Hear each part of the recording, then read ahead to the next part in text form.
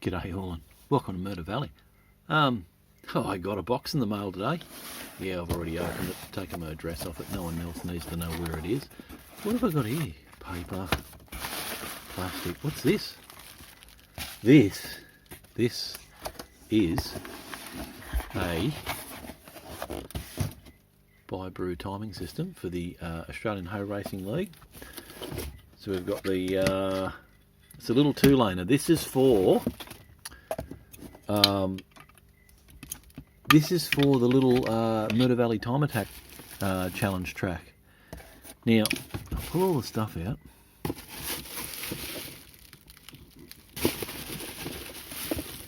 Alright, hang on. I'll pull that much out for now, because there's more stuff in the box. So how good's this? Timing system, install. Look at this. Brew makes this little gadget. You line this up in the track, you drill your own holes in your own bit of track. This clips on over a bit of track. Hang on, let me get a bit. Where's me bit of track?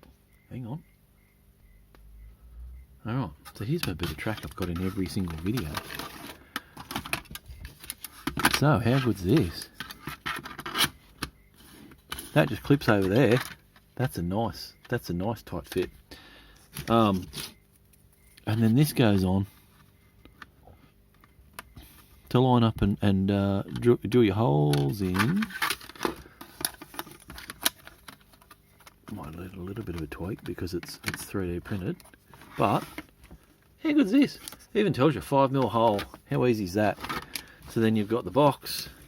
Bruce sat there and pre-done everything that's got to go in. So there's your sensors that go in your 5mm holes in your track that you use this for. You got your power.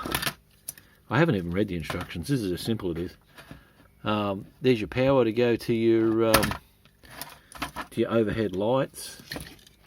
And then what else have we got here? Yeah, your cable to go in your Arduino. Hey, how good's that? No complaining about that. So then you just hook it up in your laptop. But yeah, so that's what you get when you get. There's a little two-laner. Look, I could have kept on. My plan was to just use the AFX little control, electronic control station or whatever they call the thing, and I was going to do that. But let's face it, my personal situation is the guys from the NHRL.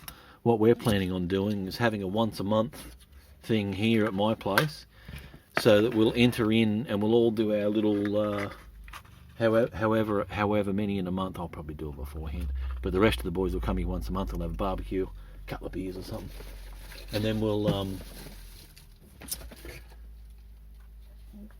the boys will all do their their live feeds for the race. So we'll have a race. So you'll be racing against, if you get involved in the Murder Valley Time Attack challenge, you'll be racing against all the guys from the Newcastle Hoe Racing League. So you'll be able to compare yourself to see how you go against the blokes who actually race.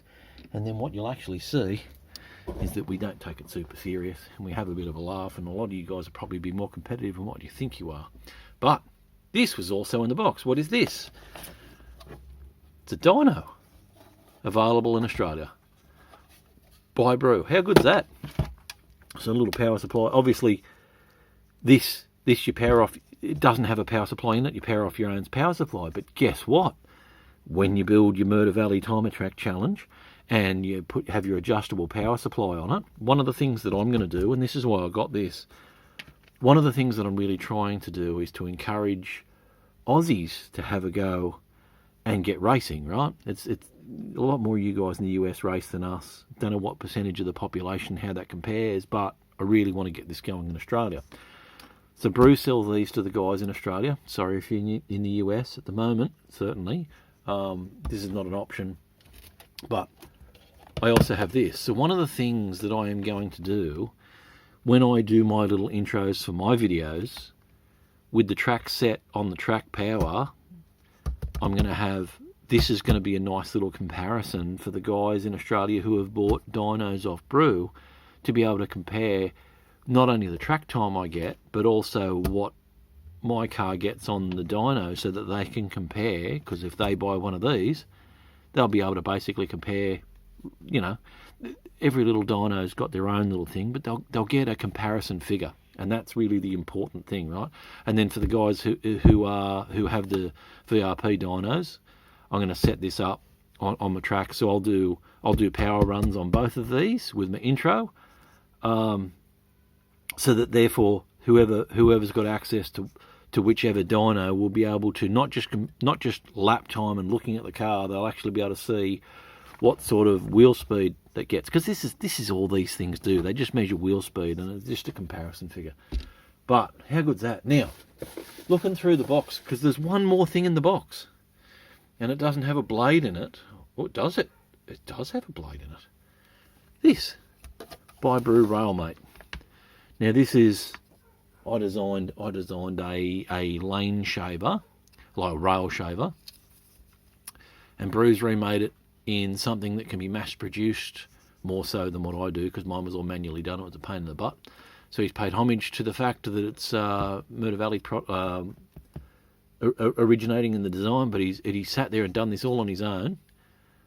How good's this? So the concept with this is, you sit there and you wind these screws down, and you can see the blade popping into position there. And the concept is, shave your rails down so they're all a consistent height.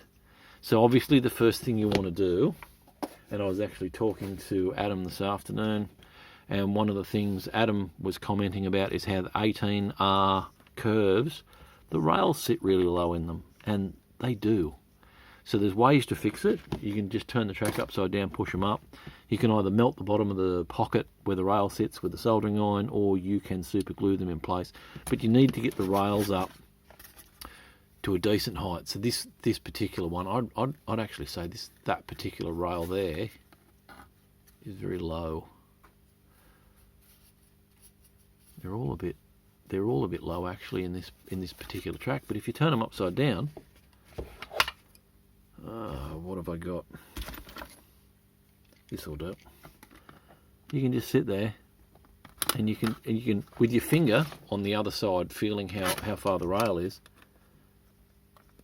you can just press them and raise the height of the rail.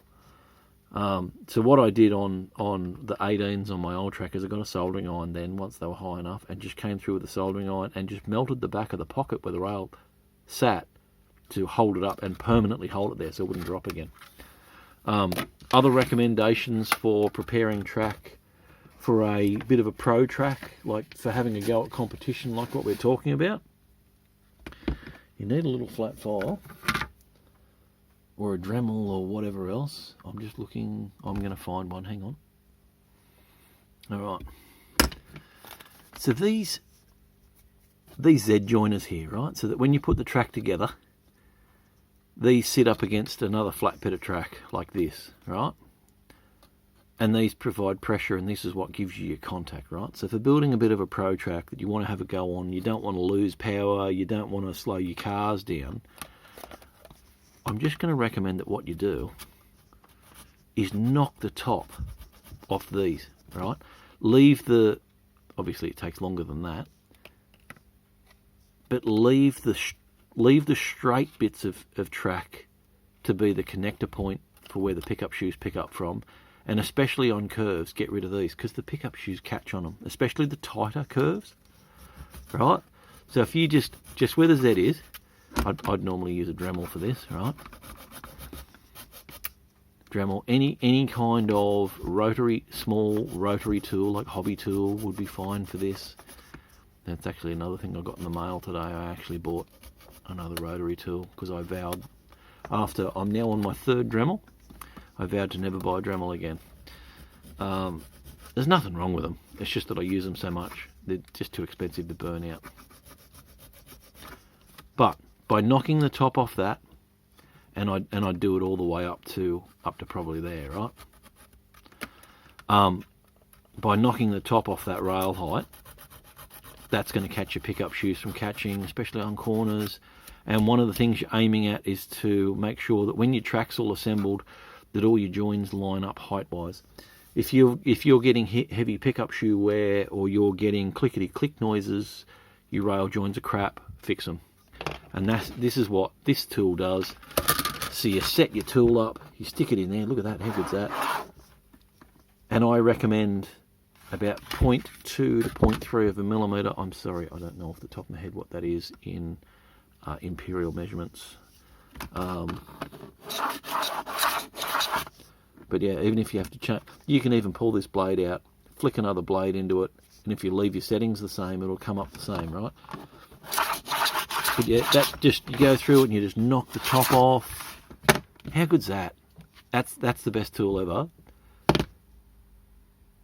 I'm really happy with this little postage thing. I don't normally do what have I just opened type videos or what's in the box, but here I am doing it. Bru's doing a sensational job for the guys in Australia. I hope to see plenty of guys racing. I've got a few little messages from blokes today that are building the what is it, the Murder Valley Time Attack Challenge track, or having a go at building it and even just trying it out. I encourage many blokes, have a go, build the track. Even if all you do is just have a crack and see what time you can get, and you don't actually post videos. Obviously I want people to post videos because we want to see the sort of times each other are getting. But even if all you do is use this as a yardstick to see whether you're up to par, but do not underestimate how much difference to your lap time track preparation will be. Getting your joins right, getting your rail heights right. A couple of power taps wouldn't hurt.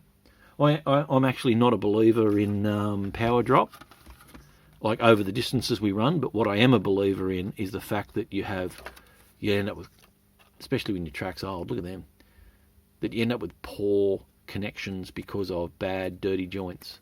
So the more power taps, and what a power tap is you'd solder a wire on here, and just drop a couple of points where the power goes directly to the rail and spread it around your track. The more power taps you have, the less chance you have of power drop across your track. The less chance of power drop across your track, the more you're going to get the power and control to your car as you're driving it.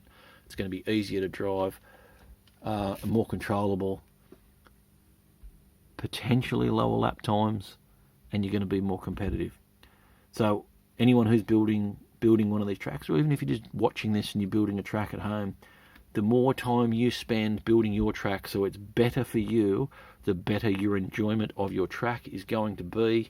I don't know how much more I can reinforce it, but I guarantee you this: the more time you put into your hoe track, the less it feels like a toy, the more it feels like a proper racetrack, and it's well worth the effort.